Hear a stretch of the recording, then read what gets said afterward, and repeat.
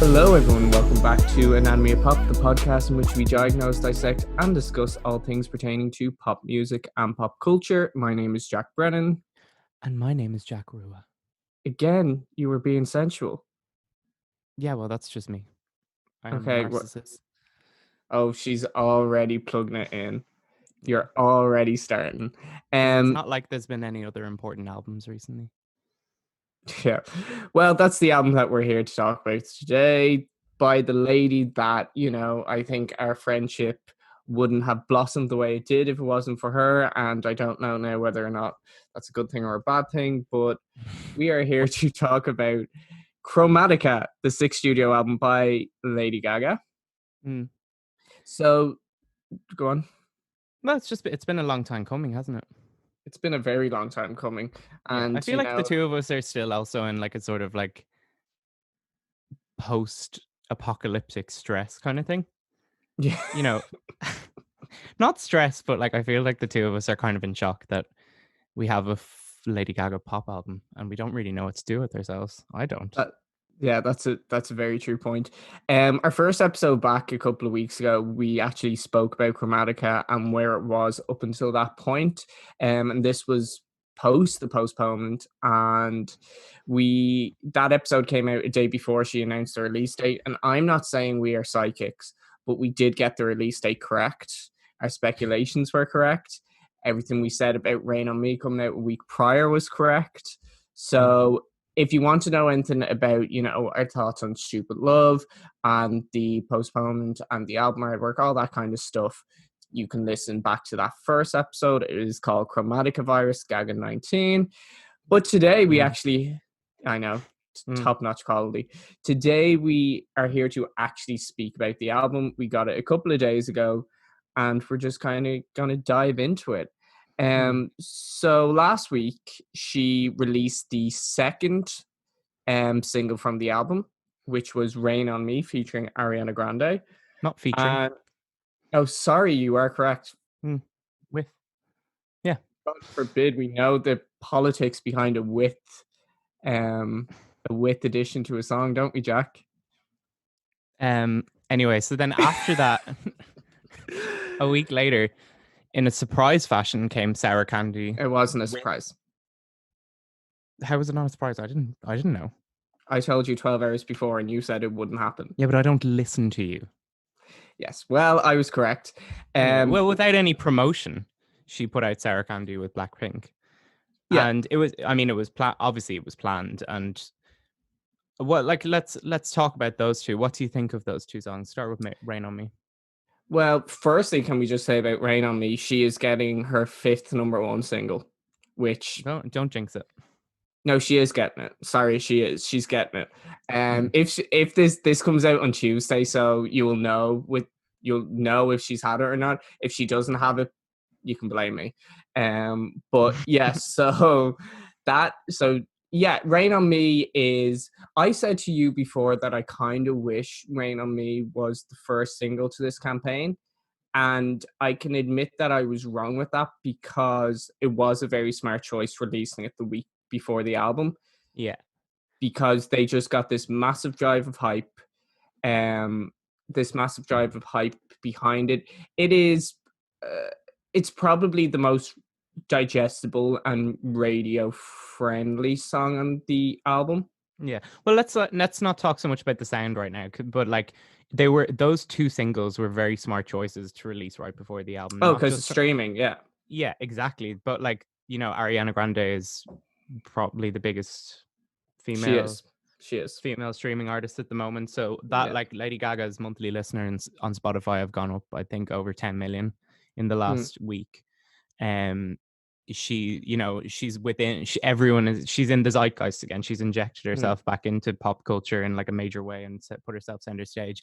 And then to compound it by releasing Sour Candy, not even a week later, was a very smart choice right before the album. Well, yeah, the thing about Sour Candy being released, they release it at a very specific time of day as well, because the album was about to be released in New Zealand 3 hours later. So they knew that, well, this is what I think anyway, her team knew that, you know, the song and the album would be available out there.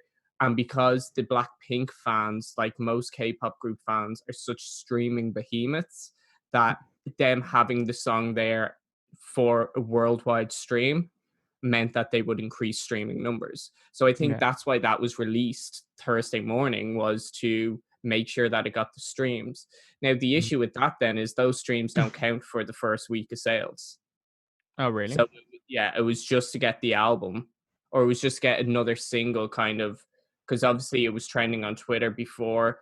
Um, but yeah, Sour Candy, I wish that they had, because I know that she wanted to film a video for it. She said that, and then lockdown happened. I really think that they should have had like a cute little, I don't know, anime lyric video to go with that. That would have been real cute. Yeah. But It did feel slightly random, but and I know that like that is kind of not necessarily the point, but it's like okay, but just the fact that it was just like one of the audio files going up on YouTube. I mm, know what you it mean. was It would just be nice thrown if out there was there. it would be nice if there was a visual. It would be nice if there was some sort of like I don't even think she posted about it that much. It did feel rushed, which is Mm, fine because she's promoting the kind of like blockbuster from the album at the moment. So she obviously couldn't really swing between the two too mhm. much. But I mean she did what she did and it was a clever move. Yeah, it was definitely a clever move to build on that Twitter hype, because it was confirmed today that it is the third most streamed first day female album on Spotify of all time. Hmm, fair play to So her. she's behind Thank You Next and Lover. So she's third, which shockingly she's ahead of Billie Eilish, which I was Yeah. not expecting. But How many fair streams did it play. get in its first It got day? 46.5 million. Jesus. Lover got 47, and then Thank You Next got like 70 million. Let's get into talking about the album because I think you and I have been very excited to talk with. Like, I haven't really spoken about it with anyone, and I haven't Yeah. barely spoken about it with you because we wanted to save it for the podcast. But let's get into talking about the music and the album as a art piece because I think that's Hmm. what we're most excited about. So, I mean, I've just like I think one of the most interesting places that we could possibly start would be talking about the structure of Chromatica and how it was built. Hmm. So the song is divided, or the album is divided into three sections, which I think is the first Gaga album to be ever structured that way. If I'm not correct, if I'm not mistaken. It's definitely the first Gaga album to be structured that way intentionally, because you know Hmm. before she said about albums that they are in acts and in parts, but there hasn't been that actual division. Yeah. What did you think of the way the album was structured in that way? The three parts, I the Yeah, interludes. the orchestra interludes are very pretty. Don't get Mm, me wrong, they're very pretty, and at times they work really well. And one of the main time that happens is with Chromatica 2 going into 911. yeah, one of my Um favorite moments in her whole discography, if I'm honest.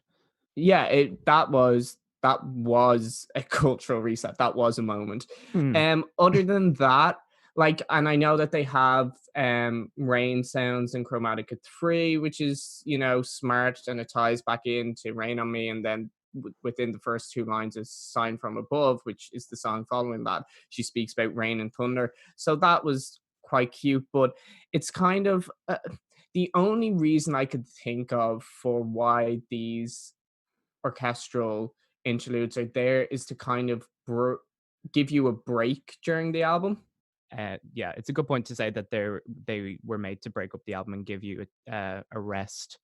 I do think Lady Gaga is a very theatrical artist, and this Chromatica in every kind of possible way is her most, or in every way really is her most theatrical expression in terms of an album. And I think it makes sense for her to divide it. I really appreciate it. Maybe sometimes the way that they were executed sonically wasn't necessarily the best because if you think about it, like I really liked how, for example, Chromatica 2 goes into 911, as we said, but then the way that it felt very jarring to have a song like Fun Tonight right before that. it just kind of like dropped out, and then next thing there's like it didn't that like those are the sort of transitions that I wish were a bit more seamless. Look, this isn't the first time I'm going to make this reference throughout this podcast. And as reductive as it is at this point in her career, this album has its Madonna moments. Without And question. yeah, and it did have its confessions moments where the songs kind of flowed into each other, Sequenced. but sequenced into each other. Yeah, sorry.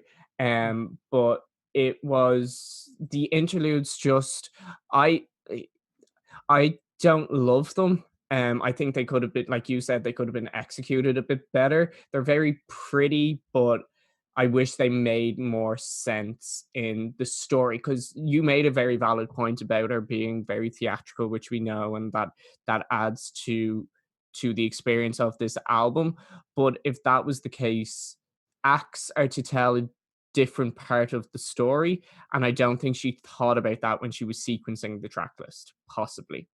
Well, actually, that's one thing I was going to ask you. Did you detect any sort of like lyrical themes that were between the three acts? Because I mean, one thing that I read somewhere that actually Chromatica could possibly be a musical. It's her. If you were to change it into a stage show, it would make a lot of sense, and in that way, I actually thought the lyrics in each section were pretty cohesive with the overall theme of each section. What would you think? Do you agree or disagree? I disagree with that just because of the fact that the two. Uh, now, this could be me being a complete cynic. It's a nice idea, and it's giving. I'd say a monster came up with that because it's giving that extra level of artistry to Gaga albums, which we love to do. Mm, But if that was the case, then what's the point of having Stupid Love and Rain on Me beside each other, other than because they're going to be okay. the two mainstreams? Yeah. So that doesn't make any sense to me. I do think this first section was the least Cohesive.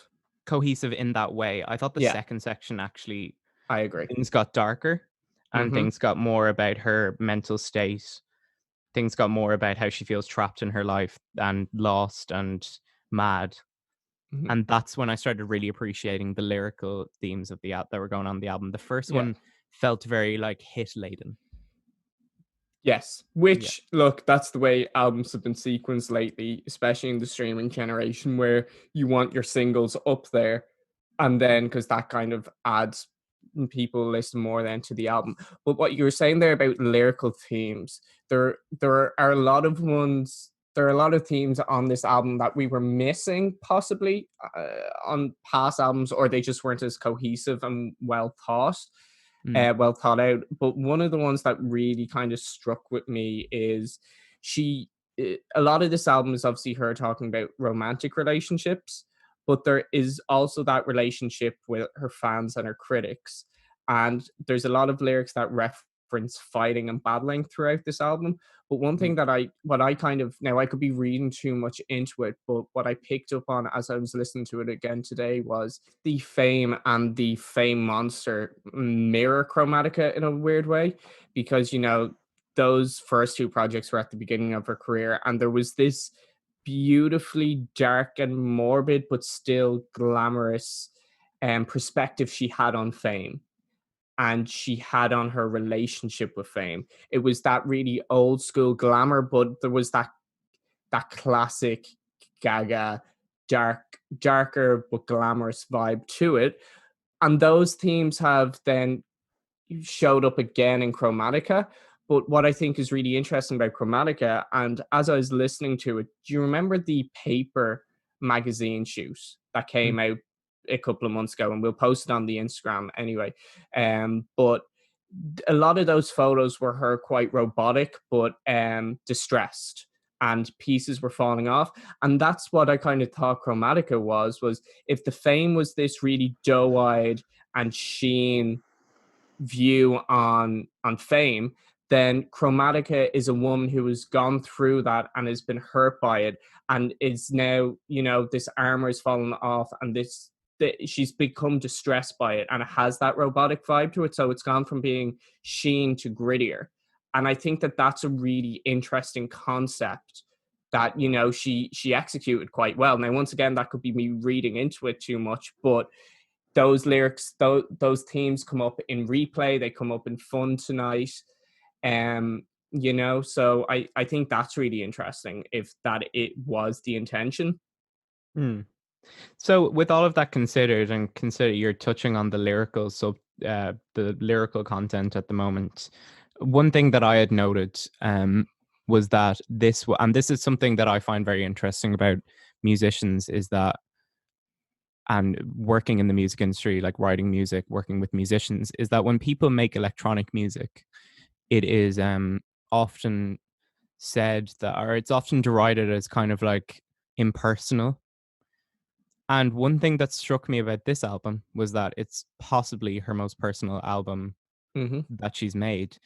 Definitely the most kind of vulnerable in a way, and also one of the most relatable. Do you agree?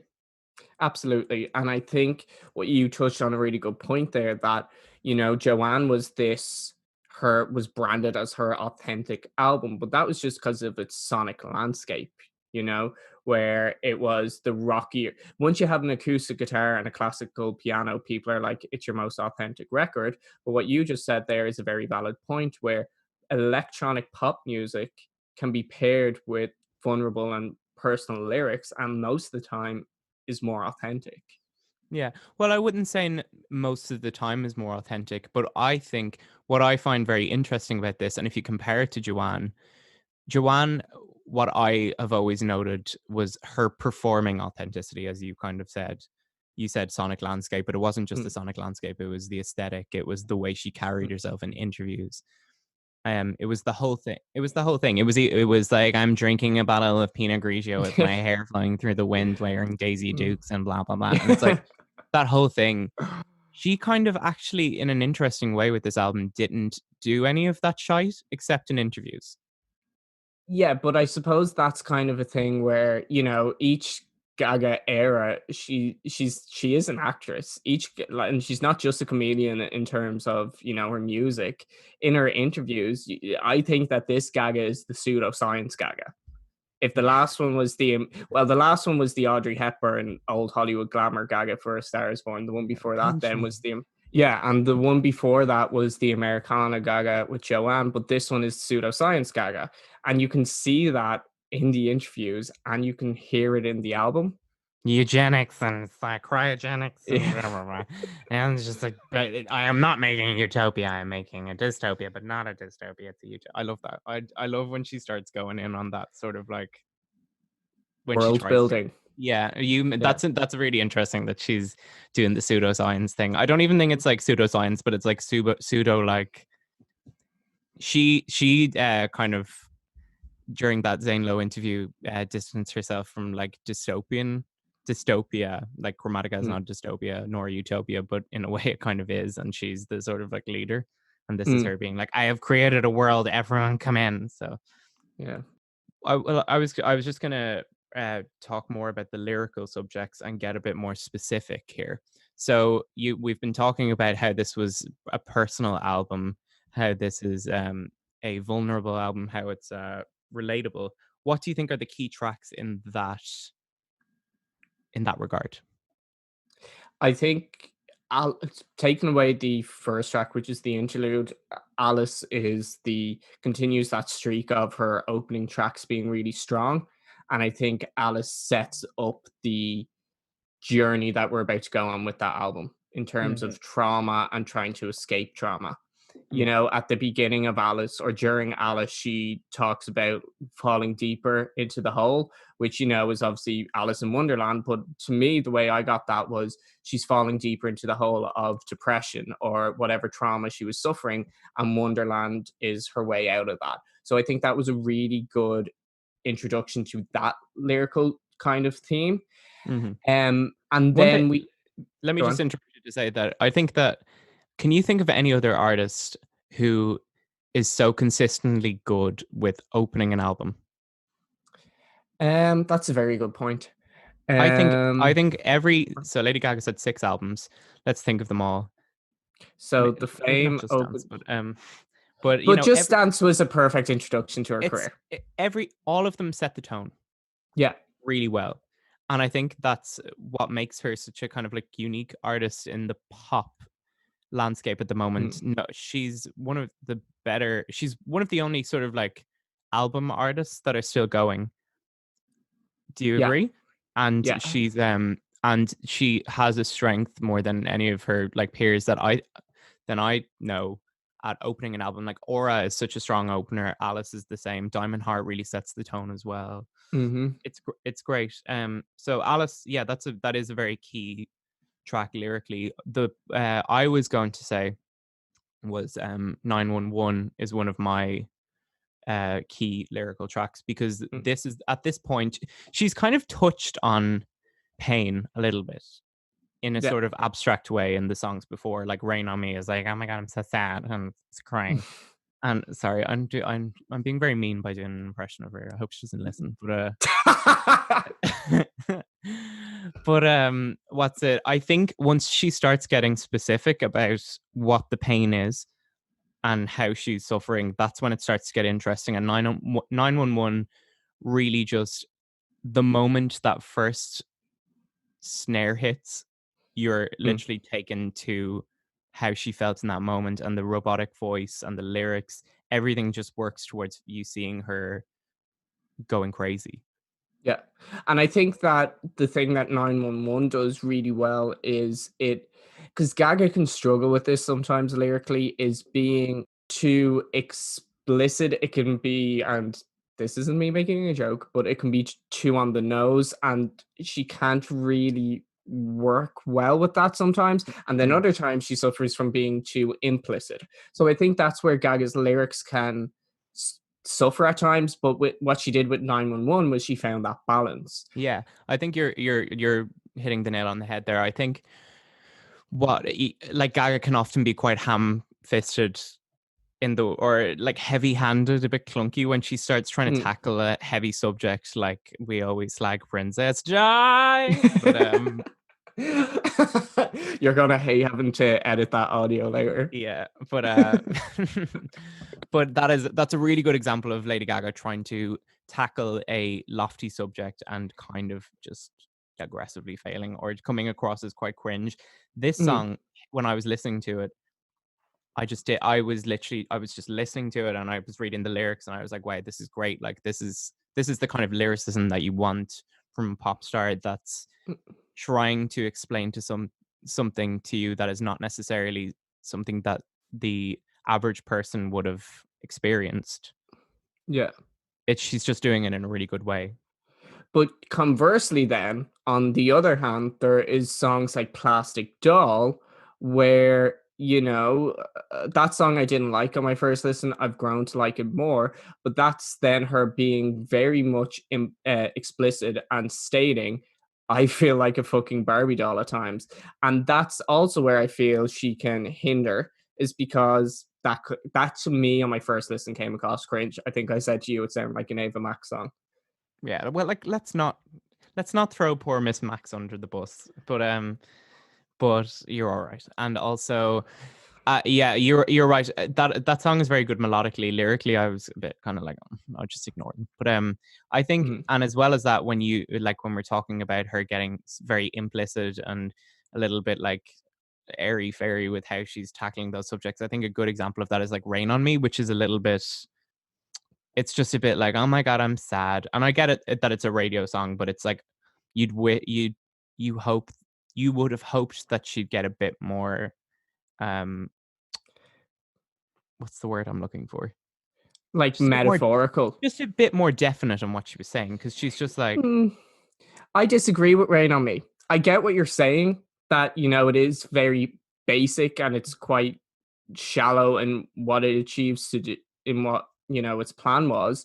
But for like for a radio song, it works well. And then she has that bullshit. Sorry, yeah, it's bullshit. She has that bullshit answer where she can be like, "Oh, but Rain on Me is also like, me drinking a lot, like all the rain, the alcohol to make me, forget my pain." So she could one thing that she's great at is covering her Yeah. questionable lyric choices with depth. But sometimes I just wish that the depth that she uses as excuses was found in the music.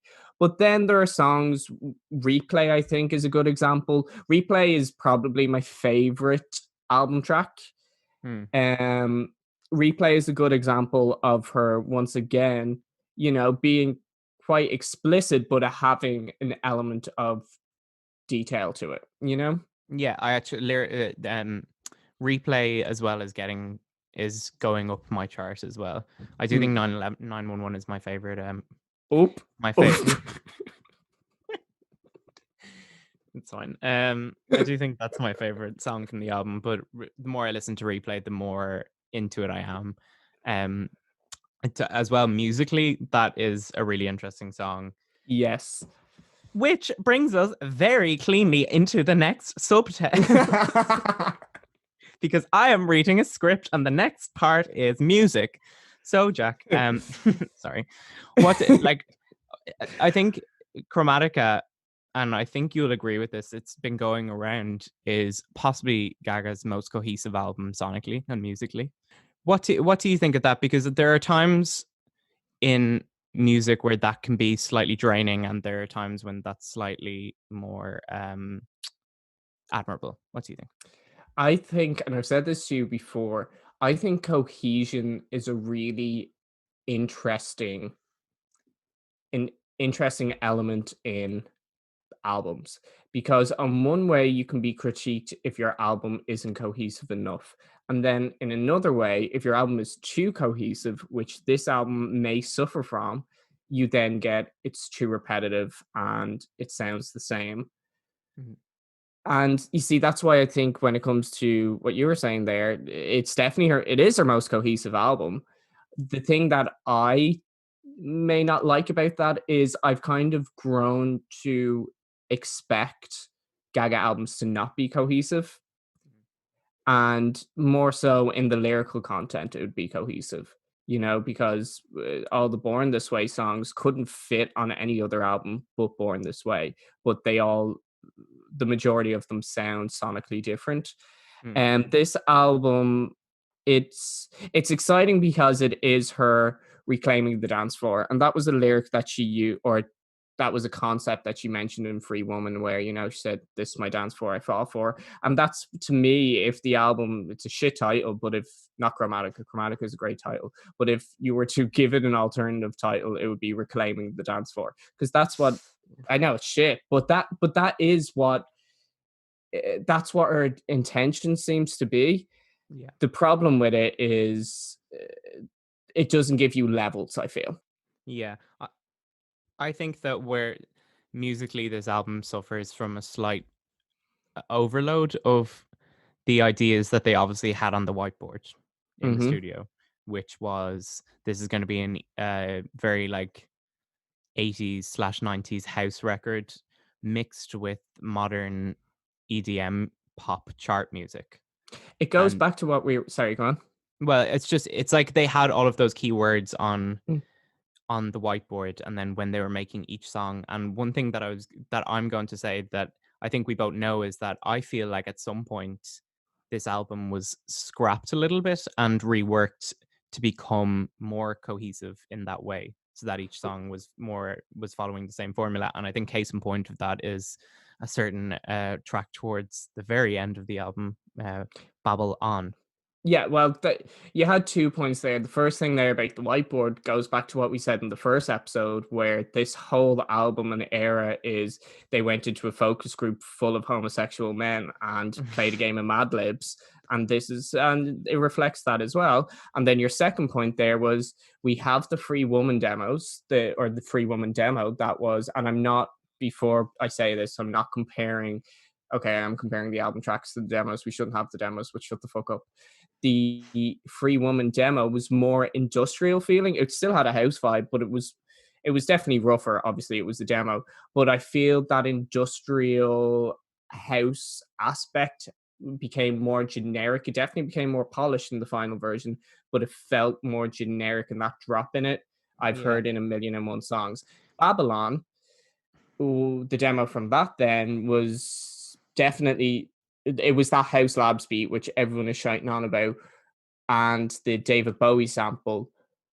And personally, me and you have disputed this for the past couple of days. I love Babylon, but I get your point in the fact that this album was reworked, and she admitted to that. She Yeah. said that this was her first album that was passed around from producer to producer. Yeah. It would be really interesting if we ever got to hear what the album sounded like, if it was kind of, if we stuck to the first list of collaborators there, like Sophie and Hannah and who else? Well, the Hannah Well, link was Blood Pop. Hannah and yeah, Blood Pop are together. yeah, but you know what I'm trying to say. Like there was, Yeah. if it had more of a slight, like slightly PC music, Mm. hyperpop And feel to it, which I think actually the um the Babylon demo definitely kind of led to that. mhm. Like yeah, I mean this album in terms of its production is actually something that I think is one of the low points for me. Yeah. Not not in like if you I think some of the songs have great production, and I think they set some of them sound great and sound like not groundbreaking or anything like that, but just are sonically very pleasing. However, I do think, especially towards the end, it gets a bit. Now, listen, just come up with something else, guys. We don't need Yeah. a chorus. We don't need an anti-chorus followed by a big build with snare hits followed by a drop that sounds like it was made by Sigala in 2015. Yeah, it got yeah, it got formulaic, and that's one thing even on Joanne you didn't get. That's one thing I don't want from a Gaga album is something that follows a formula, because she should be past that in her career. And that is where I fall on my thoughts of this album is this album at points feels very Gaga, and then in terms of the production, I feel I lose Gaga. Mm. Like I 1000 Doves didn't need that drop. Yeah. Sign from Above. Look, I'm when I say this, and by the way, I said this to Jack. So I said this to Jack on my first listen, which was before most of your first listens when I called it a Eurovision song. So all those reviews after that, whatever. But it does sound like a Eurovision song, which ABBA came from Eurovision, but it doesn't sound like a great Eurovision song, in my opinion. And yeah, you're right. They got to a point where it was just let's add a drop to this because the gays will enjoy it for 30 seconds. Yeah. I disagree about Sign from Above. I actually really like that song. I I do fucking think, hate it. oh my God, you're so I, rude. I hate Elton John. I think that's the problem. I actually like what the song is trying to say. I just dislike Elton John. Yeah, okay, fair enough. You're entitled to your opinion. He's a legend, but it's fine. He's a What was it? misogynistic prick, but that's not what we're here to talk about today.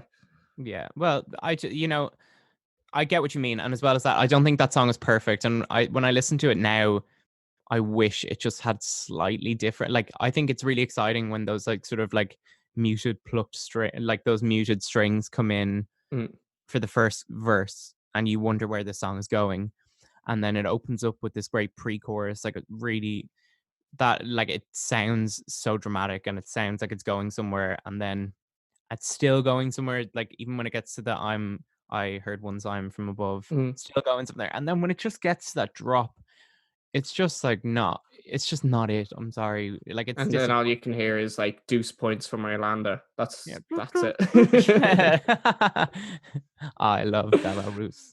Um, literally. But what's it? Yeah, I mean that I do think that is like just something that I can't grasp. But that's the thing about music, and it's entirely it's entirely down to the person. I mean, I've seen so many people who say "Sign from Above" is the best song from the album.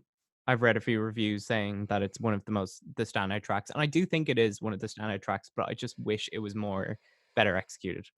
I've seen a lot of people say Sign from Above is one of the standout tracks, but these are the same people who said that Replay is one of the worst tracks. So I am not taking their opinion as valid. Everyone's entitled to their opinion, but not every opinion holds the same amount of weight. As you were saying. Um, exactly, because I am. the be all and end all. No, but it is like, yeah, it did grow on me more, and I do like the song, like you're saying, the beginning of it, especially after the Chromatica 3, and it was that very dramatic and then impactful, and then it's building up, it's building up, it's building up, and then you're kind of slightly let down. But what? Why did they then? Like you were saying, I just don't understand. And I know that you think that Babylon. I know you're saying it to me privately, and you haven't said it on here yet. But you don't think that the production in Babylon is that great? I think it just could be better. I just think when those ravey pianos come in, I was like, no, that is not. I just don't think. I just think there's a disconnect between the sort of like commanding lower register that Gaga is singing in or speaking in. I think there's an utter disconnect between that and this like Vogue. Hmm. It just feels disconnected to me. I know like that style of vocal is meant to be over a harder production, in my opinion. And I actually really liked the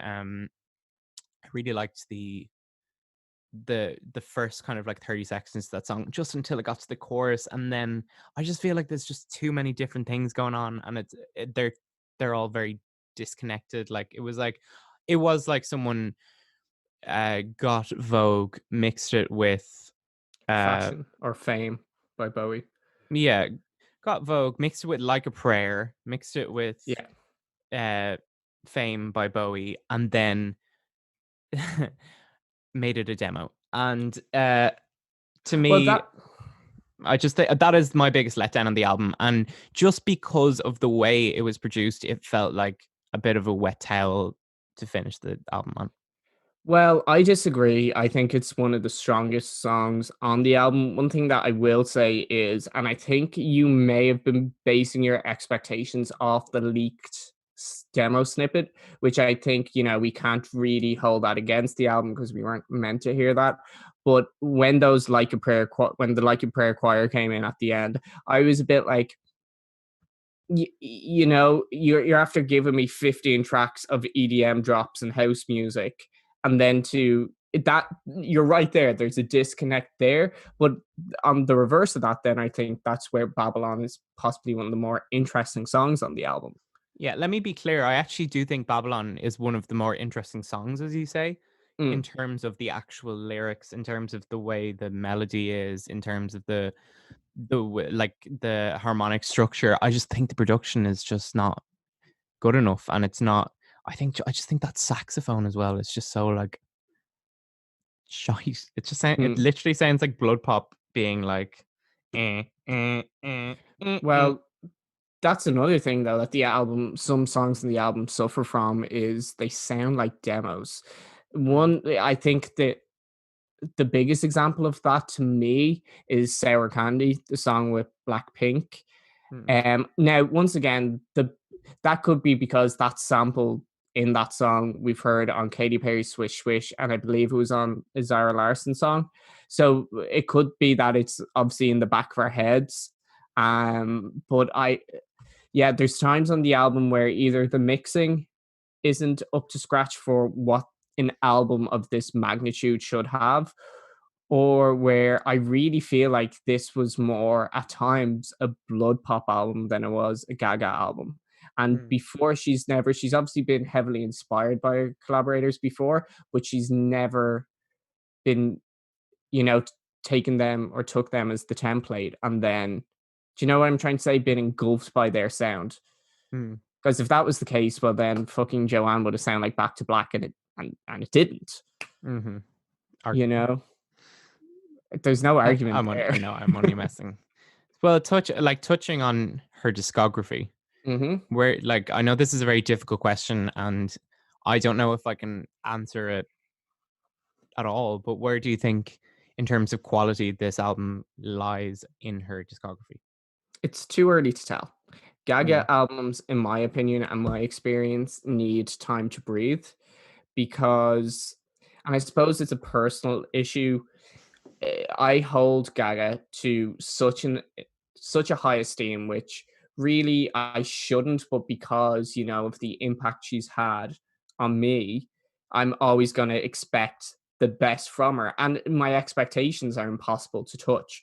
So, I sent you a voice note and a track by track breakdown after my first listen of the album, and I felt overwhelmed and I couldn't really coherently say what I wanted to say. Now, as days have passed, I've grown to love the album. And one thing I really want to make clear is I actually don't think there's a bad song on this album. I think there's some weaker songs, but I think that it's consistent.